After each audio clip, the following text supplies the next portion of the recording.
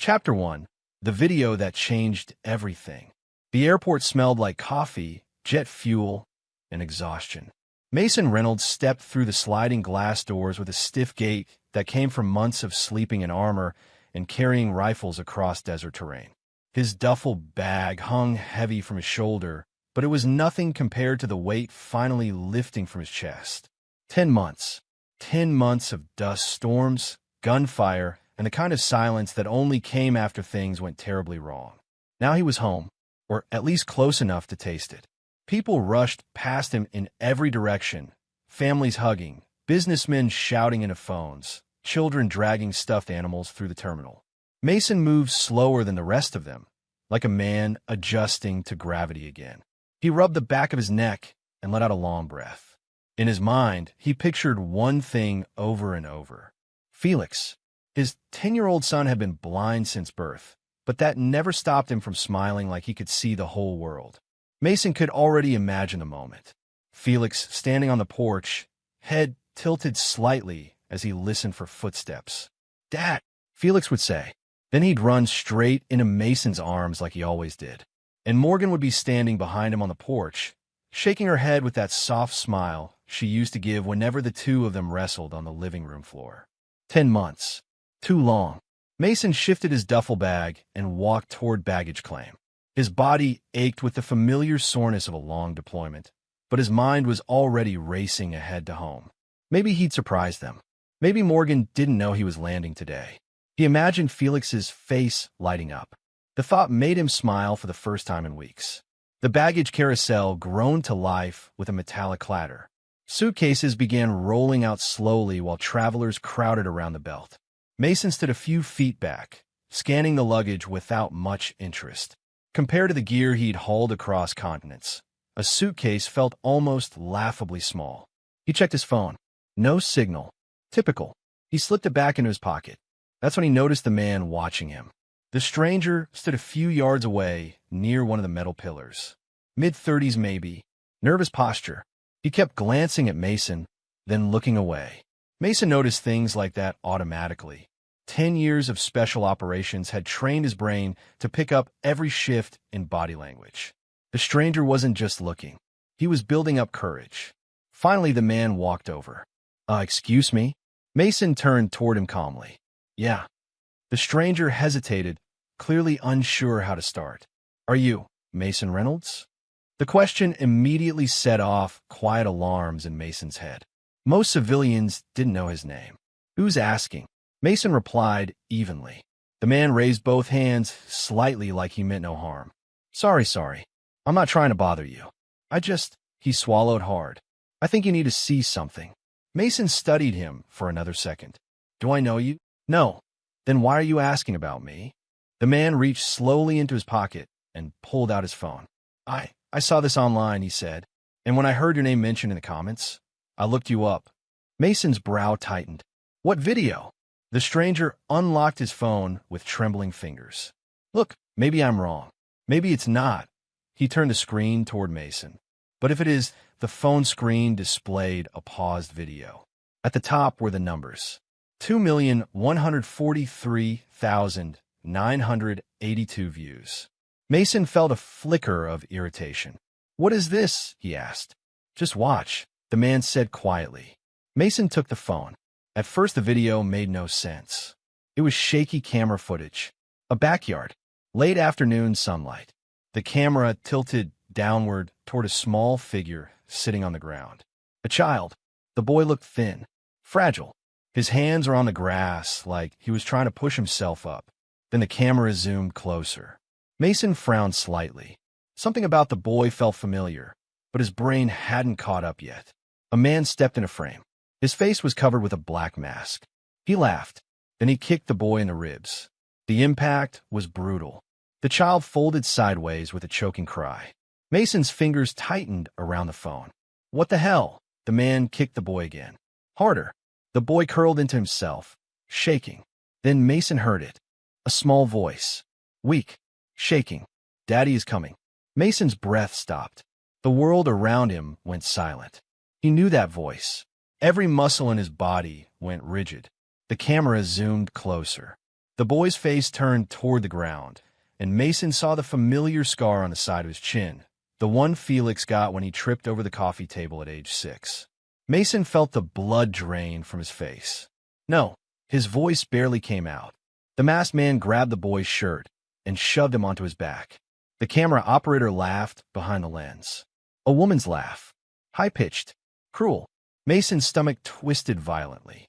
The man lifted his boot again, then slammed it into the boy's ribs. Felix gasped. The masked man leaned down, spitting on him. "Your dad is dead to us," he sneered. Felix whimpered. The man grabbed the boy's collar and shook him roughly. "Cry louder," he said. He looked directly into the camera. "It makes us money." The video ended. For several seconds, Mason didn't move. The airport noise slowly returned around him. Rolling suitcases, boarding announcements, distant conversations, but it sounded far away, like he was underwater. The stranger shifted nervously. "Look, I didn't know if it was really your kid," he said quietly. But the comments were saying. Mason handed the phone back without looking at him. His hands were shaking now, not with fear, with something much colder, much darker. The stranger stepped back. "Man, I'm really sorry." Mason didn't answer. Inside his chest, something had cracked open. He pulled his phone out slowly and stepped away from the crowd. His fingers moved with precise control as he dialed a number he hadn't used in months. The call connected after 2 rings. "Yeah," a voice answered. Mason spoke calmly. "I need a favor." "Reynolds?" the voice said, surprised. "Thought you were still overseas." "I just landed." "What's going on?" Mason stared out across the airport floor. His reflection in the glass looked like someone else entirely. "I'm coming home," he said. A pause. "Something wrong." Mason's jaw tightened. "Call the team," he said quietly. Then he ended the call. 10 minutes later, he was at the airline counter buying a ticket. The clerk smiled politely. "Next available flight leaves in 40 minutes. "I'll take it." She printed the boarding pass and handed it over. Mason took it without looking. Behind his eyes, the video played again. Felix whispering, "Daddy is coming." The masked man kicking him. The laughter behind the camera. The words, "Cry louder. It makes us money." Something inside Mason Reynolds broke. Instead of calling the police, he called his former SEAL teammates and booked the first flight home. Chapter 2, The Lie Waiting at Home. The taxi dropped Mason Reynolds at the end of the quiet suburban street, just before sunset. The driver looked at him through the rearview mirror. "You're good." Mason nodded and handed over the cash. "Keep the change." The driver thanked him, then pulled away, leaving Mason standing alone on the sidewalk with his duffel bag at his feet. For a moment, he didn't move. The neighborhood looked exactly the same as when he left 10 months earlier. Same trim lawns, same quiet houses, same basketball hoop leaning over the neighbor's driveway. Kids' bikes rested near a fence 2 houses down. A sprinkler clicked softly somewhere nearby. Normal, peaceful, but the video replayed in Mason's mind like a loop that refused to stop. Felix on the ground. The kick. The laughter. The words. "Cry louder. It makes us money." Mason's jaw tightened. He grabbed his duffel bag and walked toward the house. Each step felt heavier than the last. The white 2-story home stood at the end of the driveway, exactly as he remembered it. Morgan had always kept it tidy, flowers near the porch, the wind chime hanging beside the door. The wind chime clinked softly as the evening breeze moved through it. For a moment, Mason simply stared at the front door. 10 months ago, he'd left through that door with Morgan hugging him goodbye and Felix clinging to his leg. Now he was back, and everything felt wrong. He stepped forward and rang the doorbell. Inside the house, he heard footsteps. Then the door opened. Morgan stood there wearing jeans and one of Mason's Old Navy shirts. Her face froze when she saw him. "Mason!" The surprise in her voice sounded sharp. Too sharp. "What are you doing here?" she asked. Mason watched her carefully. Her eyes flicked toward the street behind him for a split second before returning to his face. "I thought you weren't back for another week." His voice remained calm. "Got leave early." Morgan forced a smile and stepped forward quickly, wrapping her arms around him. "Oh my God," she said. "You should have told me." Mason stood still as she hugged him. Her hands were slightly shaky. "You scared me," she added with a small laugh. He didn't hug back right away. Instead, He looked past her shoulder into the house. Where's Felix? Morgan pulled away. Oh, he's inside. He's resting. Resting? She nodded quickly. Yeah, he had a little accident earlier. Mason's eyes sharpened slightly. What kind of accident? Morgan stepped aside and gestured for him to come in. He tripped in a backyard while playing, she said casually. Kids fall down all the time. Mason walked into the house. Everything looked normal. The living room was clean. The television sat quietly in the corner. Felix's white cane leaned against the couch. Morgan closed the door behind him. He's fine, she continued. Just a little sore. Mason set his duffel bag down. His voice remained steady. Where is he? In his room. Morgan moved toward the kitchen. I'll grab him, but Mason was already walking down the hallway. The familiar creak in the third floorboard greeted his step, just like always. Felix's bedroom door was half open. Mason pushed it gently. The room smelled faintly of laundry detergent and the peppermint lotion Felix liked to use. Felix sat on the edge of his bed. When Mason stepped inside, the boy tilted his head slightly. His hearing was sharp. Mom, Felix asked softly. Mason's chest tightened. It's not Mom. Felix froze. Dad. Mason crossed the room quickly. It's me, buddy. Felix stood up immediately and rushed toward him. His arms wrapped around Mason's waist so tightly it almost knocked the air out of him. Dad! Mason held him just as tightly. For a moment, the world felt normal again. Felix buried his face against his chest. I missed you. I missed you too, Mason said quietly. But as Felix held on to him, Mason felt it. The boy flinched slightly when Mason's arm brushed aside. Mason gently guided him back a step. Let me look at you. Felix stood still. Mason's eyes scanned him carefully. Bruises lined Felix's ribs beneath the thin t-shirt. A purple mark sat just under his left eye. His bottom lip was slightly swollen. And the way Felix held his shoulders, tight, guarded, was the posture of someone expecting pain. Mason felt something cold settle deep inside his chest. Felix, he said calmly, what happened? Before the boy could answer, Morgan appeared in the doorway. There you are, she said brightly. Felix immediately went quiet. Morgan leaned against the doorframe. I told you he had an accident.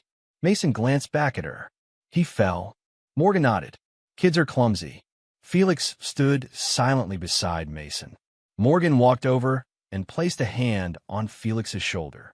Tell your dad, she said lightly. You tripped in the yard, remember? Felix nodded slowly. Yeah. Morgan smiled. See? No big deal. Mason watched both of them carefully. Then he forced a small smile. Well, he said, I'm glad it wasn't worse. Morgan clapped her hands together. I'll start dinner. You two catch up. She turned and left the room. Her footsteps faded down the hallway. The moment she disappeared, Felix grabbed Mason's shirt again. His voice dropped to a whisper. Dad. Mason crouched down so they were eye level. What is it, buddy? Felix hesitated. Then he spoke very quietly. The man came again. Mason's heart pounded once. What man? Ryder. The name landed like a stone. Who's Ryder? Mason asked carefully. Felix's fingers tightened around his sleeve. He comes when you're gone, the boy whispered. Mason kept his voice calm. What does he do? Felix swallowed. He hurts me. Mason's jaw tightened. Ow! Felix lifted one hand slightly and touched his ribs. Like the video, the words echoed in Mason's skull. Does Mom know about Ryder? Felix nodded slowly. Yes. Does she stop him? Felix shook his head. A tear slid down his cheek. She films it. Mason felt the world tilt slightly. What do you mean she films it? Felix sniffed softly. She holds the phone. Silence filled the room. Then Felix whispered something else. She says Ryder is her content partner. Mason stayed perfectly still, but inside him something darker than anger began to rise. He begins quietly searching for evidence. Chapter 3, The Truth Hidden in Plain Sight. Dinner that night felt like a performance. Morgan moved around the kitchen with forced cheerfulness, banging pots slightly louder than necessary while humming to herself. The smell of pasta sauce filled the house, thick and warm, the kind of scent that once meant comfort. Now it made Mason feel sick. He sat at the dining table with Felix beside him. The boy held his fork loosely, barely touching his food. Morgan kept glancing at Mason every few seconds.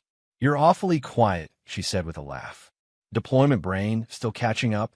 Mason shrugged slightly. "Just tired." "Well, that makes sense," she replied. 10 months overseas. I can't imagine." Felix flinched slightly when Morgan placed a hand on his shoulder while setting down his plate. Mason noticed. He noticed everything. Morgan sat across from them and twirled pasta around her fork. "So," she said casually, "you should have told us you were coming early. I would have planned something." "Last-minute decision," Mason answered. "You're lucky you didn't scare Felix to death walking in like that." Felix forced a small smile, but said nothing. Morgan continued talking, filling the silence with random updates about the neighborhood, the grocery store closing earlier lately, the neighbor's dog getting sick. Mason nodded occasionally, barely listening. Every word Felix whispered earlier replayed in his head. The man came again. "Writer. She films it. Content partner." He looked across the table at Morgan. She was smiling, laughing even, like nothing had happened, like the video he saw at the airport didn't exist. Felix's fork clattered softly against his plate when he accidentally bumped it. Morgan sighed. "Careful, honey." Felix mumbled, "Sorry." Mason's fingers tightened slightly around his glass. After dinner, Morgan stood and gathered the plates. "Felix, why don't you head to bed early tonight?" she said. "Your ribs are still sore." Felix nodded and stood up slowly. He hesitated for a second before reaching for Mason's sleeve. "Good night, Dad." "Good night, buddy." Felix walked carefully down the hallway, his white cane tapping lightly against the floor. Morgan carried the dishes into the kitchen. "You should sleep too," she called. "Jet lag will hit you soon." Mason leaned back in his chair. "Yeah," he said quietly. He waited. The sound of running water filled the kitchen as Morgan washed dishes. After a few minutes, she walked down the hallway toward the bedroom. "Don't stay up too late," she said casually. "Okay." A bedroom door closed. Silence settled over the house. Mason remained at the table for another full minute. Then he stood. He moved slowly through the hallway, careful not to make noise. Felix's bedroom door was slightly open. Inside, the boy was already lying in bed. "Dad," Felix whispered. "Yeah. You're still here." "Yeah, buddy. Go to sleep." Felix smiled faintly. "Okay." Within minutes, the boy's breathing slowed. Mason watched him for a moment. Then he quietly knelt beside the bed. Felix had told him something important earlier. "I hid it." Mason reached down and carefully lifted the bed skirt. The space beneath the bed was cluttered with a few toys, a shoe box, and something else. A tablet. Mason pulled it out slowly. It was Felix's old tablet, the one Mason had given him before leaving on deployment. The screen lit up when he pressed the power button. No password. Felix never needed one. Mason sat down on the floor beside the bed. His heart beat slower now, colder, more controlled. He opened the video gallery. There were dozens of files. Most were short, a few seconds long, a minute, 2 minutes. The file names were simple timestamps, but one stood out. It was longer, nearly 4 minutes. Mason tapped it. The video began to play. The same backyard he saw earlier appeared on screen. But this version was clearer, higher quality, unedited. Felix stood in the grass near the fence, holding his white cane loosely. He looked confused. "Mom," the boy said. Morgan's voice came from behind the camera. "Stand still, honey." Felix obeyed. Then a man stepped into the frame. Tall, broad shoulders, black mask covering his face. "Ryder." Felix sensed movement and turned his head slightly. "Who's there?" he asked. The man laughed. "Relax, kid." Morgan spoke again. "Okay, Ryder, start." The man walked closer to Felix. Then he kicked him. Hard. Felix collapsed to the ground with a cry. Mason felt his vision narrow. The video continued. Felix tried to crawl away. "Mom," he whimpered. Morgan laughed. "Kick him again." Ryder did. The impact made Felix gasp loudly. Morgan adjusted the camera. "Not the face," she said casually. "The ribs look better." Ryder grabbed Felix by the shirt and shoved him on his back. Felix cried out, "Mom, please." Morgan sounded irritated. "Make him cry louder." Ryder leaned down and punched Felix in the side. Felix screamed. Morgan laughed again. "Perfect." Mason's hands trembled slightly, but his face remained blank. The video ended. The room felt colder. For several seconds, Mason simply stared at the screen. His breathing slowed. Every training instinct he had told him one thing: control the emotion. Observe. Analyze. Act later. He reopened the video folder. There were more. Many more. Some shorter. Some longer. He played another. Felix sitting on the ground. Ryder pushing him over. Morgan narrating like it was a game. Trip him again. Another video. Felix crying while Morgan laughed. Another. Ryder shoving him into a fence. Each clip showed the same pattern. Pain. Filming. Laughter. Mason scrolled further down. One folder caught his attention. It was labeled with a symbol he didn't recognize. Inside were screenshots. Cryptocurrency wallet addresses. Transaction records. Large amounts. Thousands. Sometimes tens of thousands. Next to each payment were short messages. Great content. Poor kid. Do another one. Mason's stomach turned. The truth settled into place with terrifying clarity. Morgan and Ryder weren't just hurting Felix. They were creating viral abuse content. They uploaded the videos anonymously online. Crypto donations poured in from viewers who treated it like entertainment. Felix wasn't just abused. He was profitable content. Mason exhaled slowly. Then he stood. He walked quietly into the living room and retrieved his laptop from his duffel bag. Returning to Felix's room, he connected the tablet with a cable. File by file, he copied everything. Videos, audio, screenshots, wallet addresses, transaction histories, timestamps. He created backups. 2 of them, then a third, each folder carefully labeled, each file preserved. His movements were calm, methodical, precise. Outside, the night grew darker. Inside the house, Morgan slept peacefully down the hall. Mason finally closed the laptop. The evidence sat safely on 3 different drives. He looked at Felix sleeping quietly in the bed, bruised ribs rising and falling with each breath. Mason's eyes hardened. Evidence. Audio. Dates. He prepares for war. Chapter 4. The Perfect Trap. Morning arrived quietly. Sunlight slipped through the blinds of the living room and stretched across the hardwood floor. The house looked calm, peaceful, like every other morning in a normal suburban home. But Mason Reynolds had barely slept. He sat at the kitchen table with a mug of coffee that had gone cold an hour ago. His laptop remained closed in front of him, but the images from a night before burned behind his eyes. Felix on the ground. Ryder's boots. Morgan laughing. Mason slowly rubbed his thumb along the edge of the coffee mug, grounding himself in the simple motion. Across the house, a door creaked open. Morgan stepped into the kitchen wearing a robe, tying the belt loosely around her waist. She stopped when she saw Mason already sitting there. "Oh," she said with mild surprise. "You're up early." "Jet lag," Mason replied calmly. Morgan walked to the cabinet and grabbed a mug. "You should try sleeping more," she said while pouring coffee. "Your body needs it after deployment." Mason watched her move around the kitchen. Every motion felt rehearsed. Careful. Measured. She kept glancing at him in short, subtle looks, like she was studying him. "So," she said casually, "did you sleep okay?" "Fine. You didn't wake up from any nightmares or anything?" The question hung oddly in the air. Mason shrugged. "Not really." Morgan stirred sugar into her cup.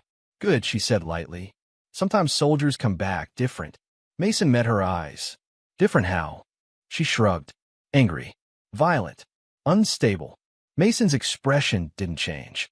"Well," he said, "I'm still me." Morgan smiled. "Of course you are." Felix entered the kitchen slowly a few minutes later, his cane tapping gently against the floor. "Morning," he said quietly. "Morning, buddy," Mason answered. Felix smiled faintly when he heard his father's voice. Morgan placed a bowl of cereal in front of him. "Careful with your ribs," she reminded him. Felix nodded silently. The rest of breakfast passed with awkward small talk. But Mason noticed something new. Morgan kept placing her phone on the counter. Facing him, the screen was dark, but the camera lens was pointed directly at him. Mason pretended not to notice. Later that morning, he stepped into the living room and sat on the couch. Morgan followed a few minutes later. Her phone rested casually in her hand. "So," she said suddenly. How are you really feeling? Mason looked at her. What do you mean? Mentally, I'm fine. She tilted her head. You don't seem fine. I just got back from deployment, Morgan. Exactly. Her tone softened slightly. You don't have to hide it from me if you're struggling. I'm not. Morgan leaned against the wall. You've been really quiet since you got home. Just tired. Her phone shifted slightly in her hand. Mason saw the tiny red dot on the screen. Recording. Morgan continued, speaking gently. A lot of soldiers deal with PTSD. Mason leaned back on the couch. And sometimes they snap. Her voice remained calm. But it's okay if you're having those feelings. We can get you help. Mason stared at her for a long moment. You think I'm going to snap? Morgan shrugged. I just want to make sure you're okay. Mason stood up slowly. Her phone lifted slightly, tracking him. I'm fine, he said. Then he walked past her toward the hallway. Morgan lowered the phone after he disappeared from the room. Her face tightened slightly. Mason had already noticed everything. The camera angle, the loaded questions. She was building something. A narrative. Later that afternoon, Mason stepped outside into the backyard. The grass was still slightly worn in the area where the videos had been filmed. He stood there quietly, studying the space. Angles, sight lines, footprints, the fence line. The back door creaked open behind him. Morgan stepped outside. You okay out here? She asked. Just getting fresh air. She nodded slowly. You seem tense. Long flight. Morgan studied his face for a moment. Then she smiled. Well, dinner will be ready soon. She went back inside, but Mason didn't follow. Instead, he walked slowly toward the garage. The large metal door stood closed. Inside, the workbench sat exactly where it always had. Heavy tools hung on the wall. Metal surfaces. Concrete floor. His eyes moved carefully around the room.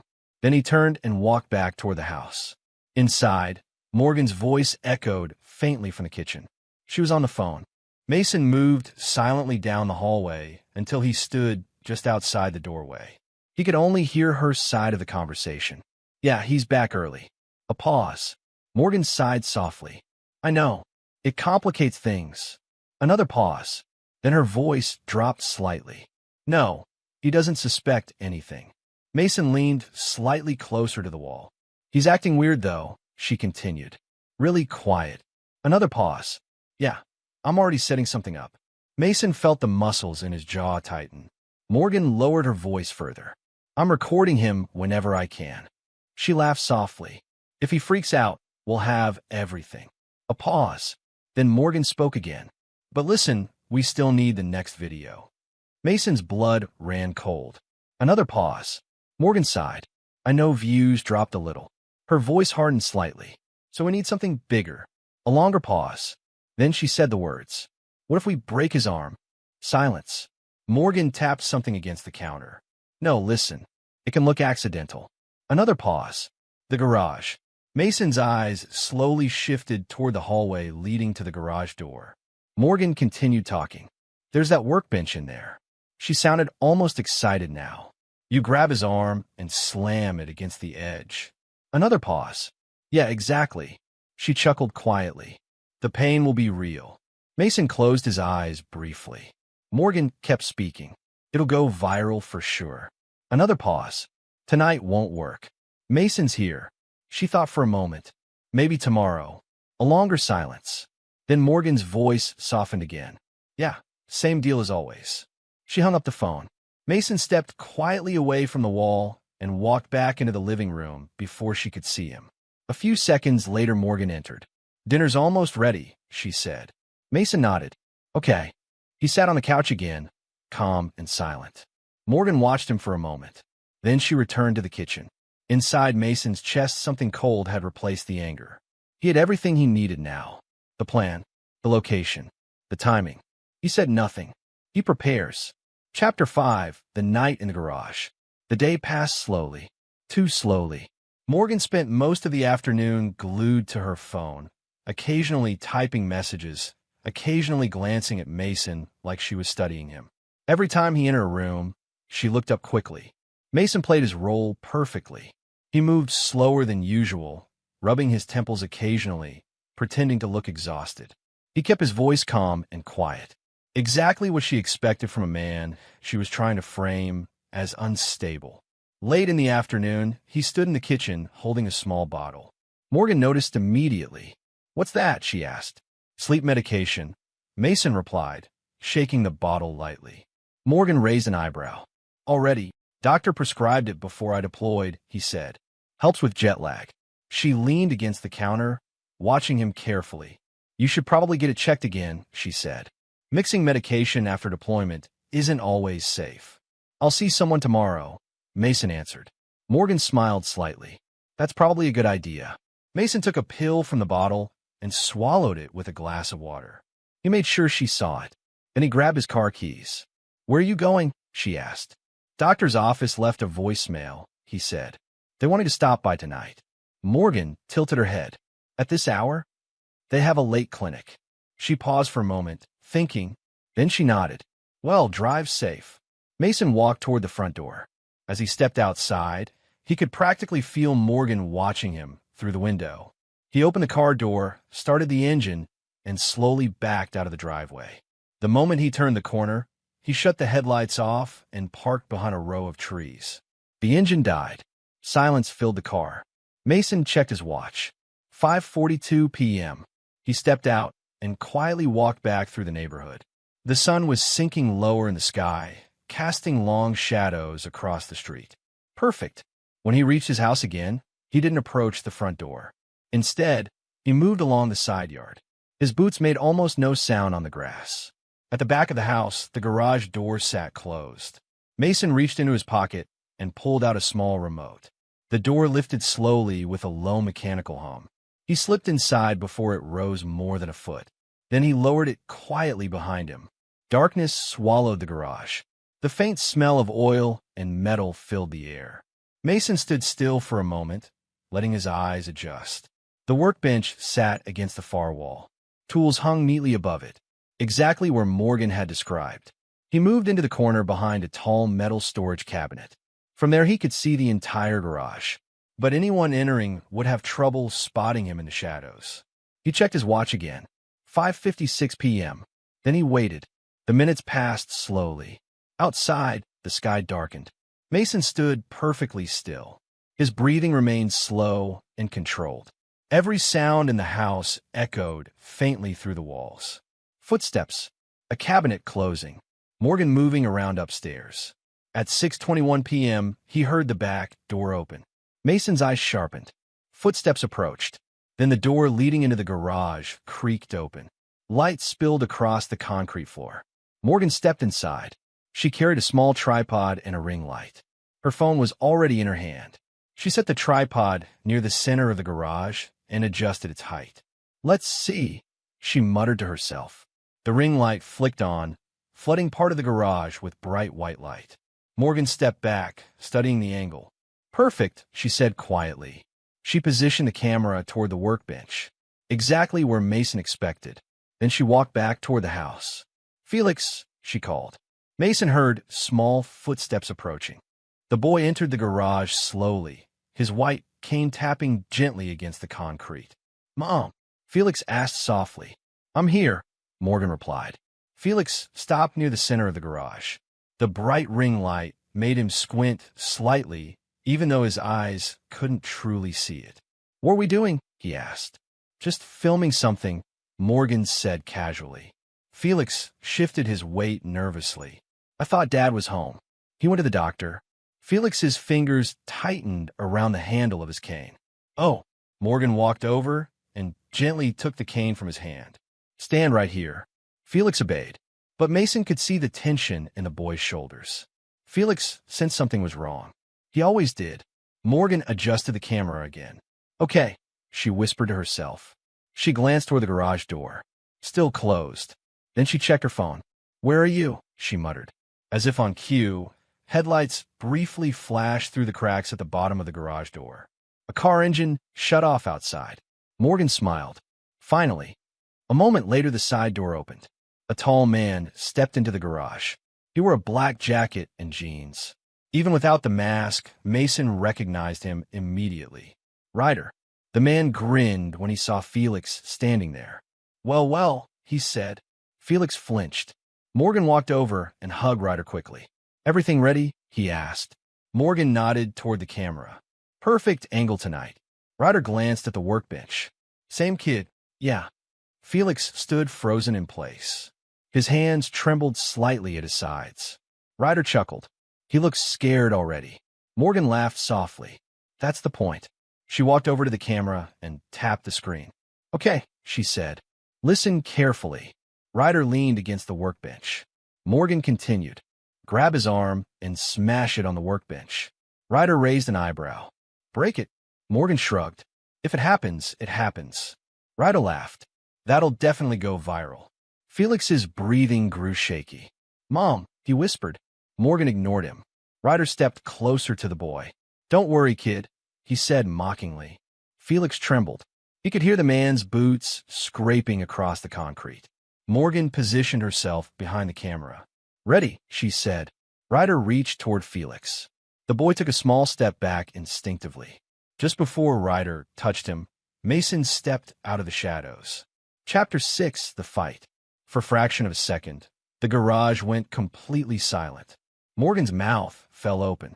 Ryder froze mid-step. Felix stood trembling in the bright circle of the ring light, unaware of what had just changed, but sensing it instantly. Mason Reynolds stepped fully into the light. His shadow stretched across the concrete floor like a blade. Ryder blinked. "What the?" Morgan gasped. "Mason." Felix's head turned sharply toward the voice. "Dad." Mason didn't look at anyone except Ryder. His voice was low and calm. "Step away from him." Ryder recovered quickly. He laughed. "You're supposed to be at the doctor." Morgan panicked behind the camera. "How did you—" "Step away from my son," Mason repeated. Ryder glanced at Morgan. Then he smirked. "Relax," he said casually. "It's just a misunderstanding." Mason didn't respond. The silence stretched tight. Ryder sighed dramatically. "Look, man," he said, spreading his arms slightly. "Your kid just fell earlier. That's all." Mason took one step forward. Ryder's smile faded slightly. "Yeah," Ryder said slowly. "This isn't how you want to play this." Morgan's phone was still recording. Her hands trembled slightly, but she didn't lower it. Ryder cracked his neck. "You know what?" he said. "Fine." He stepped forward. "You want to act tough?" Then he swung. The punch came fast, straight toward Mason's face. For Ryder, it was a familiar move. He'd probably won plenty of fights that way, but he'd never fought a Navy SEAL. Mason's hand moved like lightning. He caught Ryder's wrist in midair, twisted, hard. Ryder's body lurched forward as his balance broke instantly. Before he could recover, Mason's elbow drove into his ribs. A deep crack echoed through the garage. Ryder gasped. "What the—" Mason moved again.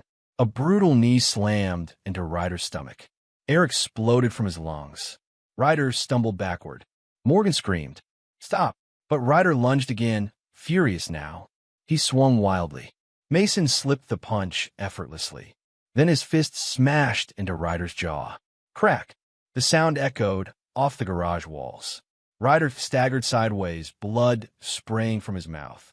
Two teeth hit the floor. "Jesus!" Morgan shrieked. Felix stood frozen. "Dad?" Mason didn't answer. Ryder roared and charged again. This time, Mason stepped forward to meet him. One hand grabbed Ryder's jacket. The other slammed into his throat. Ryder choked. Before he could react, Mason pivoted, used Ryder's own momentum, and slammed him onto the concrete floor. The impact shook the entire garage. Ryder screamed in pain. He tried to roll away, but Mason grabbed his arm. "Don't!" Ryder yelled. Too late. Mason twisted the arm backward with brutal precision. The joint bent far past where it should. Then snap. The sound was loud enough to make Morgan gag. Ryder's scream tore through the garage. "My arm! My arm!" Felix covered his ears. Morgan kept filming, though her hands shook violently. "Mason, stop!" she screamed. Mason ignored her. Ryder thrashed on the floor, clutching his mangled arm. "You're dead," he gasped for blood. Mason crouched beside him. "No," Mason said calmly. "You are." Ryder tried to punch him with his other hand. Mason caught it, then drove his fist straight into Ryder's mouth. Crack! The man's jaw snapped sideways. Blood poured across the concrete. Ryder's body went limp, groaning. Morgan was crying now. "You're insane," she screamed. "You're going to jail." Mason finally turned his head toward her. "You're still filming." Morgan froze. Then she lowered the phone slightly. Mason stood up slowly. Ryder's phone lay on the ground nearby. Mason picked it up. The screen was already open. A live stream page waited to start broadcasting. Ryder had prepared it before arriving. The title was already typed. Garage Accident Live. Mason tapped the screen. The live stream started. A small viewer counter appeared immediately. Hundreds, then thousands. Morgan realized what he was doing. "No," she shouted. She lunged toward him. Mason stepped aside easily. "Stay back," he warned. She stopped. Fear flickered across her face for the first time. Mason turned the camera toward Ryder lying on the floor. Blood pooled beneath him. His broken arm hung at a sick angle. The viewer count exploded upward. 10,000, 20,000. Comments flooded the screen. "What's happening? Is this real?" Mason crouched beside Ryder. He grabbed the man by the collar and dragged him upright. Ryder groaned weakly. Mason held the phone inches from his face. "Talk," Mason said. Ryder spat blood. "Screw you." Mason grabbed the broken arm, twisted slightly. Ryder shrieked. Okay. Mason looked directly into the camera. "Listen carefully," he said calmly. Then he shoved the phone closer to Ryder's face. "Tell him what you've been doing." Ryder shook his head weakly. "Nothing." Mason squeezed the broken arm again. A horrible grinding sound came from the bone. Ryder screamed. "Okay." He looked into the phone. His voice trembled. We make videos." The live stream chat exploded. "What videos?" Mason stayed silent. Ryder continued. "The kid, Felix, we heard him for views." Morgan shouted from behind them. "Shut up." Mason ignored her. "Who's we?" Mason asked. Ryder swallowed. "Me and Morgan." The comments surged faster. "What? This is insane." Mason's voice stayed calm. "What was tonight's plan?" Ryder hesitated. Mason twisted his arm again. Ryder screamed. "Break his arm." The words echoed through the garage. "Against the workbench." Ryder sobbed. "Make it look like an accident." Morgan's face went white. "You idiot," she screamed. The viewer count climbed past 50,000. Mason held the phone steady. Ryder's bloody face filled the screen. "Say it again," Mason said quietly. Ryder sobbed. "We hurt the kid for videos. People send crypto. It goes viral." The truth exploded across the internet. Chapter 7. The Arrest. The sound of sirens came first. Distant at first, then louder, growing rapidly until the wail of police vehicles filled the quiet suburban street outside the house. Inside the garage, the livestream viewer count was still climbing. More than 70,000 people were watching. Comments poured across the screen faster than anyone could read them. Morgan stood near the wall, pale and shaking. Her phone had fallen to the floor at some point during Ryder's confession. Ryder himself was barely conscious. Blood ran from his mouth and nose, dripping onto the concrete. His arm lay twisted at an unnatural angle. Felix still stood near the center of the garage, trembling. "Dad," he whispered again. Mason finally looked at him. His voice softened immediately. "Hey, buddy." Felix took a small step toward the sound. "Are you okay?" the boy asked. "I'm fine," Mason said. He lowered Ryder back onto the floor carefully before walking toward Felix. Morgan suddenly screamed. "Don't touch him." Mason ignored her. Felix reached forward with shaky hands until they found Mason's arm. The boy clung to him. "I heard yelling," Felix whispered. "It's okay," Mason said quietly. "I'm here." Felix buried his face into his father's chest. Outside, car doors slammed. Boots pounded across the driveway. "Police," a voice shouted. Morgan instantly straightened. Her entire posture changed. The panic vanished. In its place came something else. Performance. The door leading into the garage burst open. 3 officers rushed inside. They stopped immediately at the scene before them. A battered man bleeding on the floor. A woman crying near the wall. A large man holding a child. "Hands where we can see them," one officer shouted. Mason slowly raised his hands. Felix clung to his shirt. "It's okay," Mason murmured. The officer approached carefully. "What happened here?" Morgan suddenly burst into hysterical sobbing. "He snapped," she cried. The officer turned toward her. Ma'am, calm down. He attacked us. Morgan screamed. My husband attacked everyone. Mason said nothing. Another officer knelt beside Ryder. Oh my God, he muttered. Ryder groaned weakly. My arm, it's broken, the officer said, looking up. Badly. Morgan continued, crying dramatically. He came home from deployment different, she sobbed. Angry, violent, I tried to help him. The officer looked at Mason again. Sir, step away from the child. Felix tightened his grip. Dad, it's okay, Mason whispered. He gently placed his hands on Felix's shoulders. You're going to be okay, buddy. The officer carefully guided Felix away. Felix's cane clattered to the floor. Dad, the boy cried. It's all right, Mason said calmly. The officer pulled Mason's arms behind his back. Cold metal handcuffs snapped into place around his wrists. Morgan gasped dramatically. Thank God you're here, she told the officers. He nearly killed that man. Another officer glanced at the phone, still lying on the floor. The live stream was still running. Thousands of viewers continued watching the chaotic scene. What's this? The officer asked. Morgan quickly spoke. He started filming himself after he attacked Ryder, she said. He kept ranting about conspiracies. The officer picked up the phone. Ryder groaned again. Paramedics rushed into the garage moments later with a stretcher. They knelt beside Ryder immediately. Jesus, one muttered. He's lucky to be alive. Morgan shook her head sadly. He wouldn't stop beating him. Felix stood nearby, confused and shaking. Dad didn't. A social worker who had arrived with the officers knelt beside him. Hey, sweetie, she said gently. Felix turned toward her voice. Where's my dad? He's right here, she said softly. Felix's face twisted with fear. They were hurting me, he said quickly. The man and Mom, Morgan interrupted loudly. He's confused. The officers glanced between them. Morgan wiped tears from her face. My son is blind, she said. He gets disoriented when there's yelling. Felix shook his head desperately. No, Ryder hurts me when Dad is gone. The room fell silent for a moment. One officer frowned slightly, but Morgan quickly stepped forward. He's repeating things Mason says, she insisted. My husband has been paranoid for months. Mason stood quietly with the cuffs on his wrists. He knew arguing right now wouldn't help. The paramedics lifted Ryder onto the stretcher. The man moaned in pain as they secured him. Multiple fractures, one paramedic said. Jaw too. Morgan looked horrified. See, she said to the officers. He almost killed him. The officer guiding Mason toward the door spoke firmly. Sir, you're under arrest for assault and excessive force. Felix's head snapped toward the voice. No, he reached forward blindly. Dad. Mason turned his head slightly. I'm here, buddy. But the officers were already leading him outside.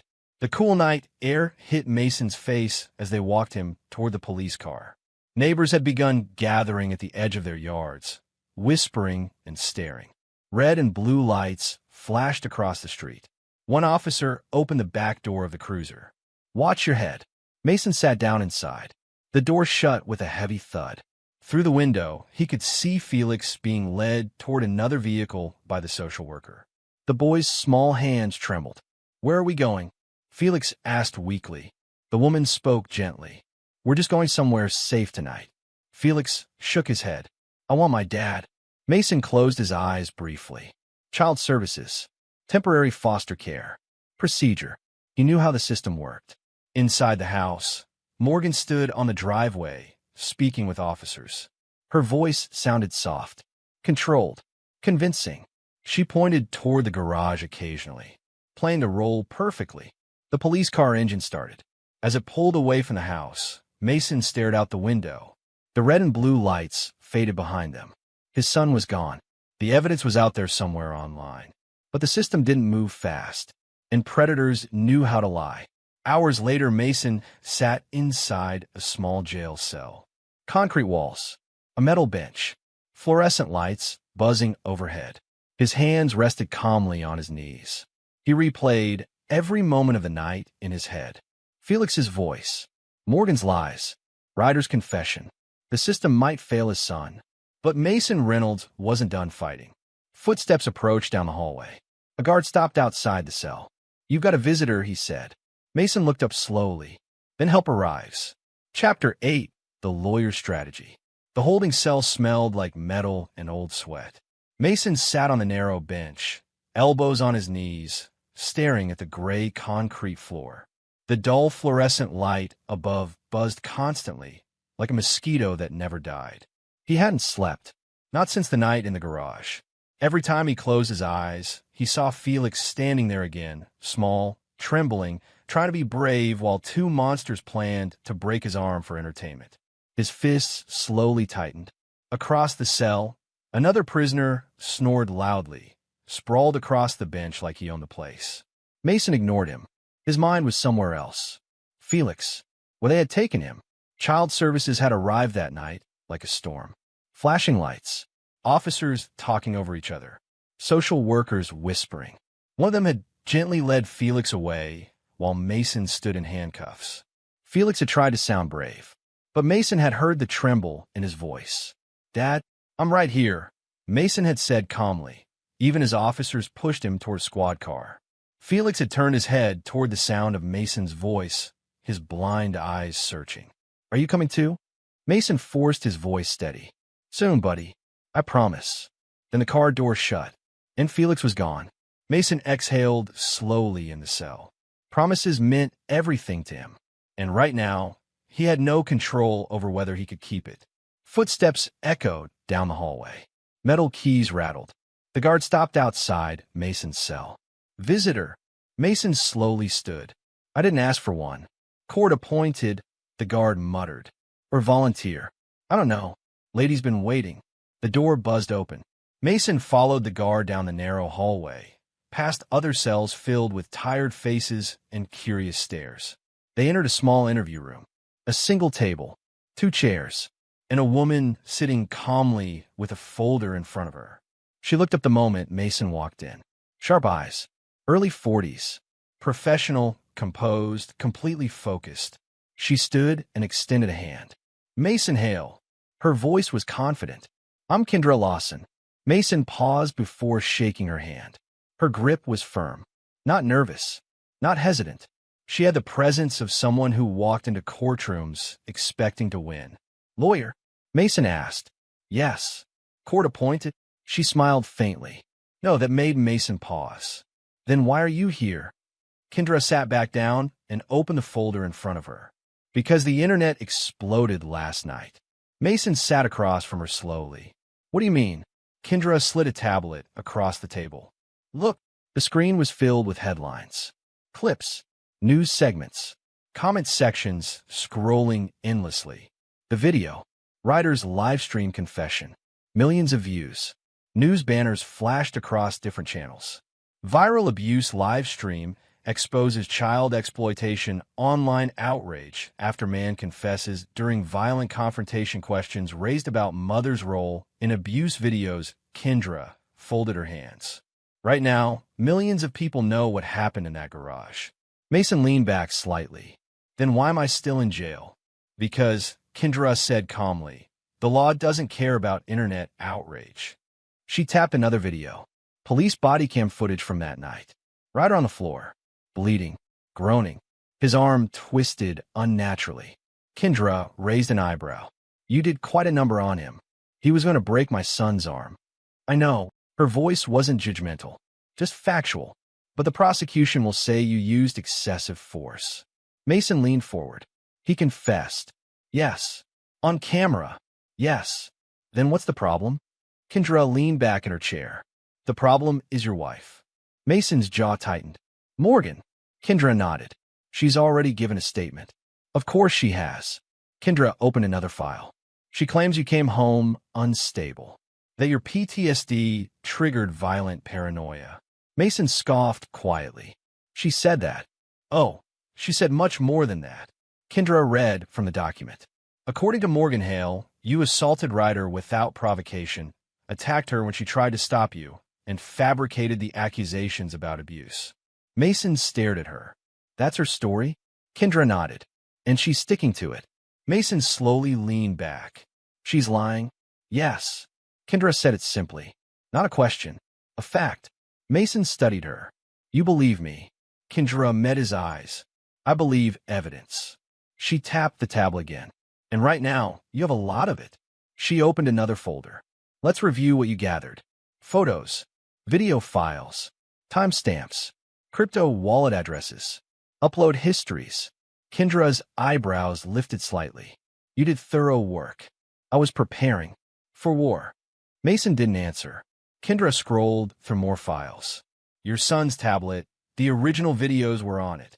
I saw. She paused on one particular clip. Morgan's voice filled the room. Cold. Casual.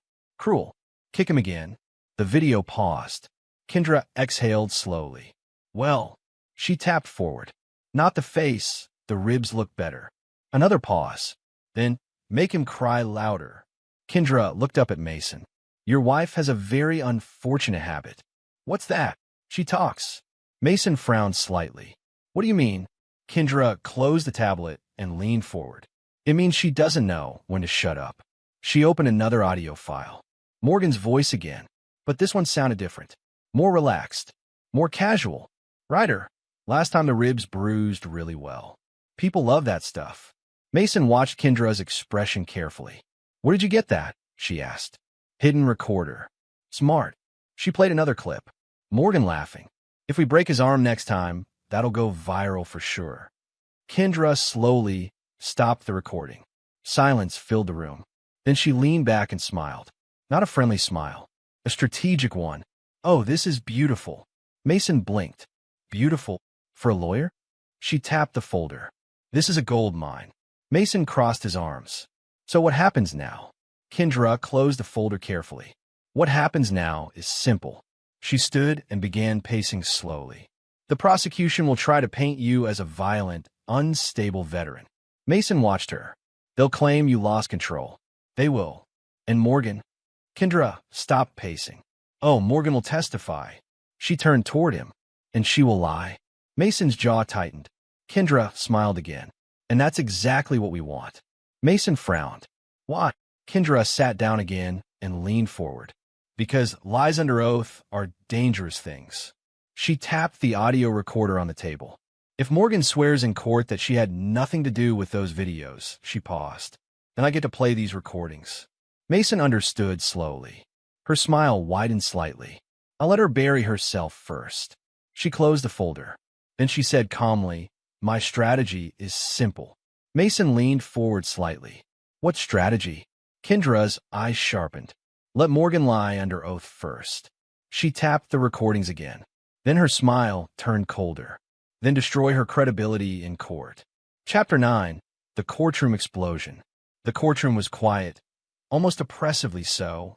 Mason sat beside Kendra Lawson, his hands folded neatly on his lap. Every nerve in his body was alert, every muscle coiled like a spring. Felix sat across the room, flanked by a child services worker, his small hand clutching Mason's tightly when no one was watching. The boy's blind eyes seemed to sense everything, the tension, the smell of polished wood, the faint click of high heels on the floor. The judge, an older man with silver hair and a stern expression, called the session to order. Lawyers shuffled papers. Court reporters tapped away at keyboards. Outside, sunlight spilled through the tall windows, cutting through the otherwise tense air. Morgan Hale walked confidently to the stand. Her heels clicked sharply against the floor. She turned to face the courtroom with a practiced smile. Every motion was deliberate, every gesture rehearsed. Do you swear to tell the truth, the whole truth, and nothing but the truth? The bailiff asked. I do, Morgan replied, her voice steady. She sat down, crossing her legs, and leaned slightly toward the microphone. Mrs. Hale, the opposing counsel began. Can you explain your role in the videos featuring Felix? Morgan's smile widened. Role? Oh, I just helped my son have some fun on camera. They were harmless skits. Felix enjoyed them. And Ryder, well, he's a good friend who loves children. A murmur spread across the courtroom. Mason's jaw tightened. Kendra leaned forward slightly, her eyes locked on Morgan. And Mr. Reynolds? Your husband. Morgan's expression hardened slightly. Mason? He's unpredictable. He's been violent at home. I've been trying to keep the peace. These videos were innocent, but Mason has anger issues. You saw it during the incident in the garage. The courtroom grew tense. A few whispers broke out among the spectators. Felix shifted uncomfortably in his seat, his small hands squeezing Mason's. Kendra remained calm, her pen tapping against her notepad. "Thank you, Mrs. Hale." Morgan's attorney nodded, satisfied. He leaned back, confident. Then Kendra stood slowly, her eyes narrowing. She walked deliberately toward the witness stand, the weight of the room seeming to follow her every step. "Mrs. Hale," she said, voice clear and firm, "I have one final question for you." Morgan smiled slightly, her composure unwavering. "Yes. Did you ever plan to hurt your son for internet content?" Kendra asked, her tone calm but cutting like a scalpel. Morgan's smile faltered for a brief second. "No, of course not." Kendra nodded, almost thoughtfully. "Thank you. Then let's listen to something together." From the table, Kendra pressed play on a small audio device. The courtroom filled instantly with Morgan's voice, calm, deliberate, cruel. "Kick him again," the voice said. "Not the face. The ribs look better. Make him cry louder." "That's perfect. The pain makes them watch. The donations come in. Good. We'll do it again tomorrow." The judge's gavel banged sharply. Silence. Order in the court. Spectators gasped. Children in the gallery whispered to their parents. A few reporters' mouths fell open. Morgan's lips quivered. Her hands gripped the edge of the stand. Felix's blind eyes widened slightly, and he leaned closer toward Mason. Mason's hand rested gently on Felix's shoulder, steady and protective. The audio continued, Morgan's voice detailing times, methods, and instructions for hurting her son. Every word felt like a hammer striking the courtroom walls. The judge's face darkened. "Mrs. Hale." Morgan opened her mouth, but no sound came out. Kendra pressed a second button. Screens around the courtroom now displayed the same audio transcript, highlighting every malicious instruction. The words glowed bright red, impossible to ignore. The murmurs turned into whispers, then gasps, then outright cries of disbelief. The bailiff stood, moving toward Morgan. "Step down, ma'am." Morgan stumbled slightly, her composure shattering as reality hit her. She opened her mouth, tried to protest, but the words came out as stammered squeaks. "Your Honor, we have clear evidence of deliberate child abuse, fraud, and perjury," Kendra said calmly, addressing the judge. "These recordings prove that Mrs. Hale conspired to harm her child for financial gain." The judge's gavel came down again, harder this time. "Order. Bailiffs, take Mrs. Hale into custody immediately." Morgan's eyes darted around the room. She turned toward Ryder, still seated in the courtroom, and mouthed something incoherent. Ryder shook his head, pale and defeated. Two officers stepped forward and escorted Morgan from the stand. Her phone, still recording earlier, had already captured everything. Her lies, her smug confidence, her panic. Felix blinked rapidly, feeling the tension around him, but trusting the steady presence of his father beside him. Mason bent slightly, his voice low but warm. "It's over, buddy. You're safe now." Felix's small hands clutched Mason's tightly. "Daddy," "Yes, Felix. Daddy's here." The judge called for order one last time. Given the evidence just presented, Mrs. Morgan Hale is arrested for child abuse, fraud, and perjury. Custody of Felix Reynolds is hereby returned to his father, Mason Reynolds, effective immediately. The courtroom erupted into a mixture of gasps, applause, and relieved sighs. Reporters scrambled to take notes. Cameras clicked, but Mason ignored all of it. He focused entirely on Felix. A social worker stepped forward to escort Felix back to his father. "Come on, Felix. You're going home now." Felix's small feet shuffled across the floor, his white cane tapping lightly, until he reached Mason. He threw his arms around his father's waist. Mason lifted him effortlessly. "I've got you," never letting go again. Felix buried his face against Mason's shoulder, whispering, I knew you'd come." Mason's voice was steady, but filled with emotion. "I promised, buddy. I always come." The bailiff motioned for order again as Morgan was led past the courtroom doors, protesting and pleading, her voice breaking under the weight of her exposure. Mason held Felix tightly, walking slowly toward the exit. Outside, sunlight streamed into the courthouse, warming the cold, tense air left behind. Felix's breathing was calmer now, and Mason felt the first real sense of relief in weeks. The legal nightmare wasn't completely over. There would still be investigations, paperwork, and potential appeals. But for now, the boy was safe. The abuser was caught, and justice had finally started to tip in their favor. And most importantly, Mason held his son close, finally able to keep the promise he had whispered to himself over and over. Never leave him again. Felix glanced up at Mason with a small smile. "Daddy, I'm glad you came." "I always will, buddy. Always." The courtroom's chaos faded behind them. Mason's focus was singular. His son, his family, and finally, a chance to rebuild what had been shattered. The ordeal was far from over, but in that moment, the fight had been won. Felix was coming home.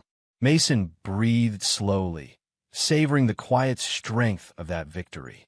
Morgan was gone, under arrest. Ryder was exposed.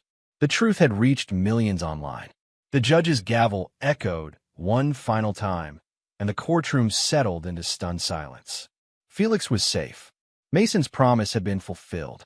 And outside the courthouse, for the first time in months, the weight on Mason's shoulders felt a fraction lighter. Felix reached up, his small hands grasping Mason's, and whispered again, "Daddy." Mason squeezed him gently. "Yes, buddy. Daddy's here." And for the first time in what felt like forever, Mason let himself believe that they were finally going to be okay. Chapter 10, A New Beginning. The Foster home smelled faintly of disinfectant and crayons. Sunlight poured through tall windows, catching dust and streaks like tiny golden threads. Mason Reynolds stepped through the doorway, his uniform replaced by a simple hoodie and jeans, the handcuffs now gone, but the tension in his shoulders lingering. Felix was there, sitting on a small wooden chair, fiddling nervously with a toy car. His white cane lay on the floor beside him. The moment he sensed Mason's presence, he froze, his hands tightening around the car. "Mason." His voice was small, almost unsure, but the tremor in it carried hope. "I'm right here, buddy." Mason crouched down to Felix's level. His heart pounded fiercely in his chest. He hadn't been able to hold Felix freely for weeks. Weeks that had stretched into an eternity of fear, anger, and helplessness. Felix didn't hesitate this time. He threw himself into Mason's arms, clinging like a life raft in a stormy sea. "I told them my dad was coming," Felix whispered, burying his face in Mason's chest. Mason held him tightly, his face pressed against the boy's head. "You did, buddy. You were right. Daddy always comes." The social worker, standing quietly in the corner, smiled softly. "He's very attached to you. I think he's ready to go home." Mason nodded, lifting Felix carefully. "Ready as I am." They walked out of the foster home together, the sunlight outside warm and bright. Felix's small hands clutched Mason's tightly, the white cane now swinging gently at his side as they moved toward the car. The ride home was quiet. Felix leaned his head against Mason's shoulder, occasionally whispering questions about the garage, Ryder, and Morgan, and Mason answered as calmly as he could, choosing his words carefully, protecting the boy from unnecessary fear while assuring him the danger was over. When they arrived at their house, Mason's chest tightened. The walls, the driveway, the garage, they all carried memories too heavy to bear. The laughter of the past mingled with echoes of pain and betrayal. Mason knelt beside Felix as they approached the front door. "Do you want to go inside?" Mason asked gently. Felix shook his head. Not really." Mason exhaled slowly. "I understand. We don't have to stay. It's just a place. We can make a new place together." The house was listed for sale within days. Mason handled the paperwork quickly, wanting nothing more than to leave it behind. Every corner had reminded him of the betrayal, every room a shadow of what they had endured. Within a few weeks, Mason and Felix were on the road. The city disappeared behind them, replaced by rolling hills, dense forests, and finally, a calm, sparkling lake nestled in the valley like a hidden gem. The cabin was modest but perfect. Wooden walls, large windows facing the water, and a wraparound deck where the sunrise reflected off the lake like liquid gold. Mason carried Felix across the threshold, setting him down on the polished wooden floor. "Welcome home," Mason said softly. Felix spun around slowly, running his hands along the walls and the furniture. "It smells good," he whispered. Mason smiled, watching his son take tentative steps across the floor. "It's ours now, buddy. No one else." The first weeks were quiet, tentative. Felix explored the cabin slowly, touching every surface, running his fingers along the deck railing, testing the textures of the walls and furniture. Mason kept the cameras and phones far away. No recordings, no viral content. Just a father and a son learning to breathe again in a space that was entirely theirs. Mornings became sacred. Mason taught Felix to fish at the edge of the lake. Felix laughed when the fish tugged, his small voice echoing over the water. "Got one," Felix exclaimed, his grin wide and unrestrained. "You did it, buddy." Mason cheered, lifting him slightly so he could reel in the line. The sun shone brightly, glinting off the water, the laughter between them unbroken. Afternoons were spent listening to the birds, walking along forest trails, and discovering hidden coves along the lake. Mason had brought a small set of musical instruments, a guitar, a harmonica, and slowly, Felix began experimenting, tapping out rhythms and notes, laughing when sounds didn't come out right. Evenings were for storytelling.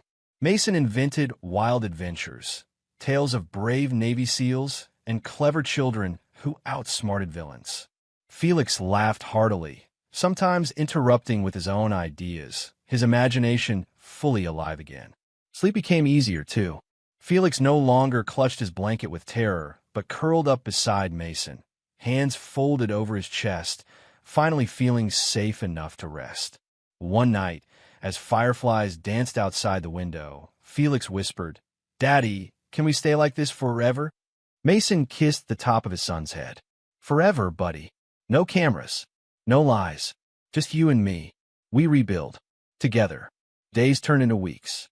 Weeks became months. Mason watched his son slowly regain confidence. Felix's laughter came more easily. He began navigating the cabin independently, moving through the forest paths with a cautious yet proud stride. Mason never forgot the viral video, the abuse, the betrayal. But in the cabin, by the lake, it became a shadow in the past rather than a living nightmare. Sometimes Mason caught himself watching Felix, marveling at his resilience. The boy's spirit had been tested in ways no child should endure, yet here he was, learning to trust again. Felix eventually began to talk about school and friends. "Daddy," he said one afternoon while skipping stones across the lake, "I want to make new friends. Kids who don't laugh at me.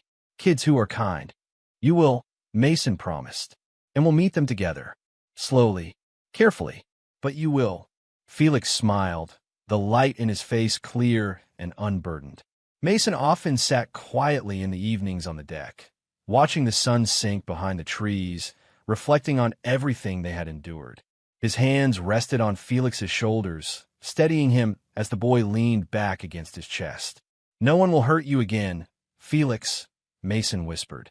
"No one, I promise." Felix nestled closer. "I know, Daddy, I know." The lake rippled gently in the evening breeze. Crickets sang in the background. Mason and Felix sat together, silent but complete in the simplicity of the moment. No cameras, no lies, no viral fame. Just life. The world outside the cabin slowly moved on. The internet forgot the viral video. News articles faded from memory. But Mason never forgot. Not the fear, not the rage, not the relief when justice was served. Yet none of that mattered here. Here, Mason could be simply a father. Felix, simply a child. And slowly, the scars, both seen and unseen, began to heal. Mason kissed the top of Felix's head again. "Ready for tomorrow, buddy?" Felix grinned. "Yes, Daddy. Tomorrow is ours." And in that quiet lake cabin far from the city, with sunlight warming their backs and water lapping at the shore, father and son finally began the life they deserved. No cameras, no lies, just a father and a son rebuilding their lives. And this time, No one would ever hurt Mason's boy again.